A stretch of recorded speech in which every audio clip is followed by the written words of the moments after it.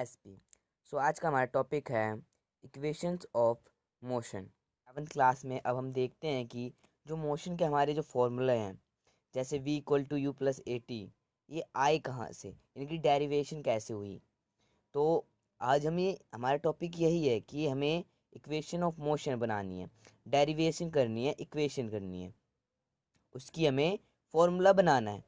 तो equation of motion हम calculus method से समझ सकते हैं या ग्राफिकल मेथड से समझ सकते हैं।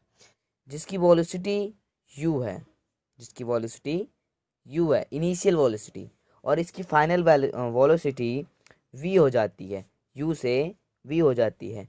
और जब ये ऑब्जेक्ट a से v तक जाता है तो ये इसका a एक्सलेशन हो जाता है जहाँ पर, और यहाँ पर इसका टाइम t होता है, और जब फाइनल पर पहुँच जाता है तो टाइम इसका t हो जाता है।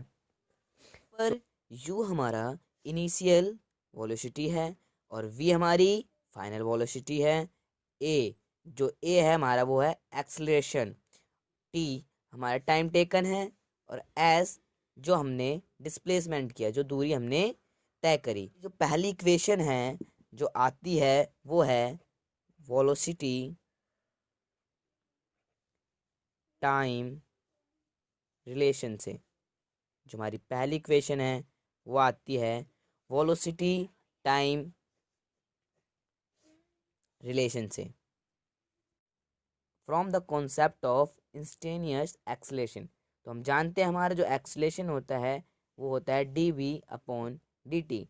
सो क्रॉस मल्टीप्लाई कर लेंगे, A multiply D T equal to हो जाएगा हमारा डी वी। वो ऑन इंटीग्रेशन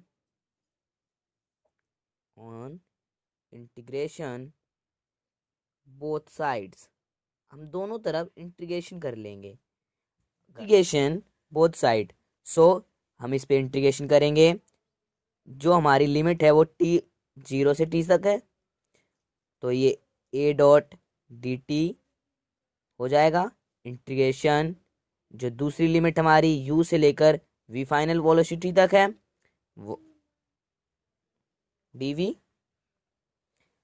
तो a हमारा कांस्टेंट है तो बाहर आ जाएगा, limit 0 t 1 dot multiply D T equal to, यहाँ पर हमारा आ जाएगा u हमारी वेलोसिटी से v वेलोसिटी तक 1 multiply D V. So A bracket t minus 0 bracket बंद, v बचा, इधर जो हमारी लिमिट दे रखी थी तो v माइनस यू आ गया, तो ये आ जाएगा A T equal to b minus U. तो हम अपने u को इस साइड भेज देंगे। जब हम अपने u को इस साइड भेज देंगे तो ये आ जाएगा v equal to U plus A T, जो हमारा वेलोसिटी टाइम रिलेशन होता है। ये हमारी फर्स्ट इक्वेशन बन गई। देखते हैं अपनी पोजीशन टाइम रिलेशन का डेरिवेशन। इसकी डेरिवेशन हम स्टार्ट करते हैं फ्रॉम इंस्टेनियस वेलोसिटी से, जो कि हम पहले ही पढ़ चुके हैं कि इंस्टेनियस वेलोसिटी होती क्या है। इसकी डेरिवेशन जब हमने करी थी तो आया था v D R Y D T. हम b को क्या, हमने पहले देख चुके हैं कि हमारा जो फॉर्मूला आया है फर्स्ट इक्वेशन का, v u जमा ए टी आया है, तो हम रख सकते हैं b की जगह पर u प्लस ए टी। हमने रखा u plus A T equal to D R upon D T. ये हमारा कहाँ से आया, ये आया हमारा इक्वेशन 1 से। हमने रखा u प्लस ए टी, अब जैसे कि हमने पहले किया था क्रॉस मल्टीप्लाई कर देते हैं, तो ये आ जाएगा u मल्टीप्लाई डी टी जमा A T multiply D T equal to D R. फिर हमने क्या किया था, इंटीग्रेशन करी थी on integration both sides. So integration करते हैं u डॉट डी टी जिसकी लिमिट है 0 से t जमा A T dot D T जिसकी लिमिट है t 0 equal to integration 1 dot D R जिसकी लिमिट है 0 से s।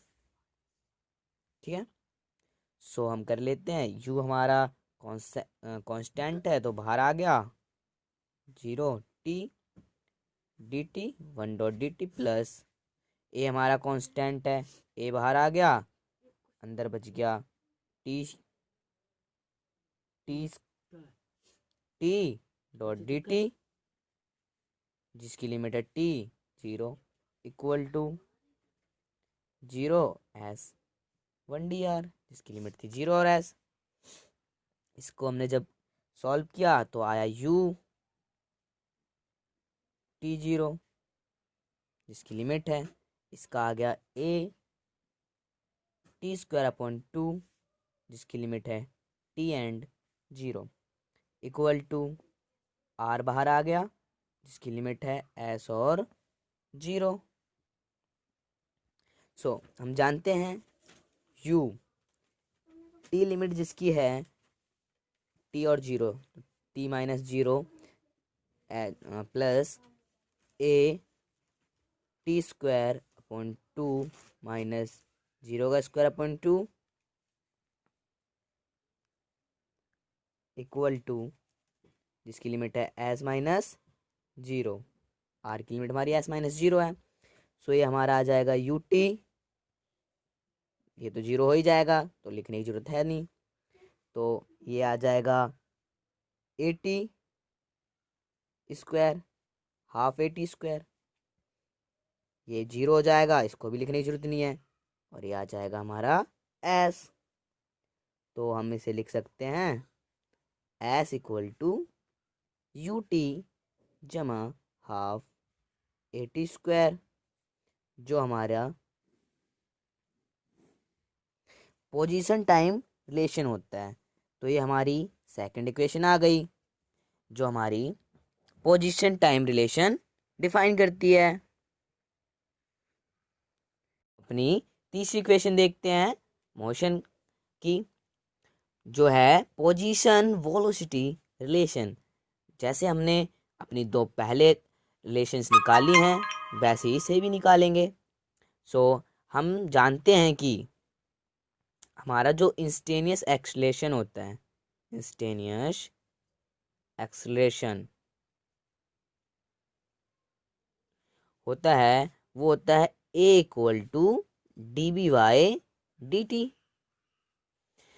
तो इस इक्वेशन में हम क्या करेंगे कि इसको हम डी आर से मल्टीप्लाई करेंगे तो नीचे भी डी आर से, मैथ्स के हिसाब से हम कर सकते हैं ऐसा, और हम इसको इधर भी लिख सकते हैं, मतलब a equal to D B Y D R, इसको हम लिख सकते हैं D B Y D R भी लिख सकते हैं, और यहाँ पर लिख सकते हैं D R by D T. और हम जानते हैं कि हमारा जो D R by D T है वो होता है v के बराबर, डी आर बाय जो डी टी है वो होता है हमारे v के बराबर, ये हम जानते हैं।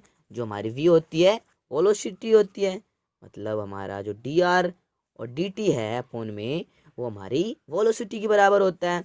तो हम यहाँ पर लिख सकते हैं कि a equal to V multiply D B Y D R, और हम कर देंगे क्या जो हम पहले करते आए हैं, क्रॉस मल्टीप्लाई, तो a multiply D R equal to V multiply D V.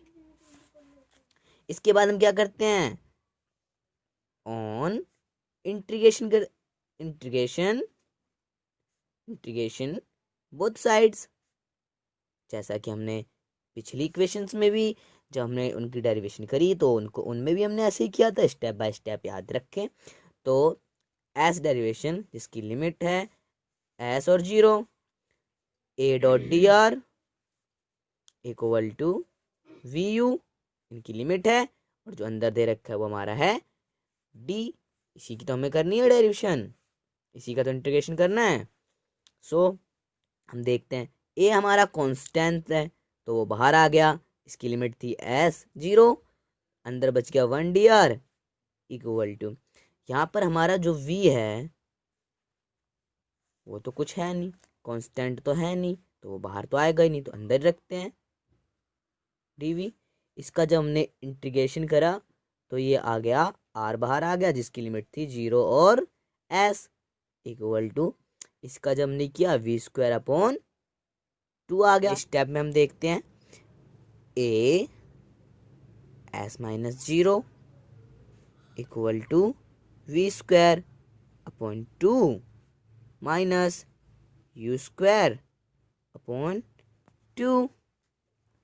सो हम इसको जब मल्टीप्लाई करेंगे इसे लिख सकते हैं ए एस इक्वल टू, हमने इसका जो 2 है वो एलसीएम ले लिया, तो v² minus u²/2 cross multiply कर दिया, तो 2as equal to v² minus u², और इसको हम लिख सकते हैं v² minus u² equal to 2as।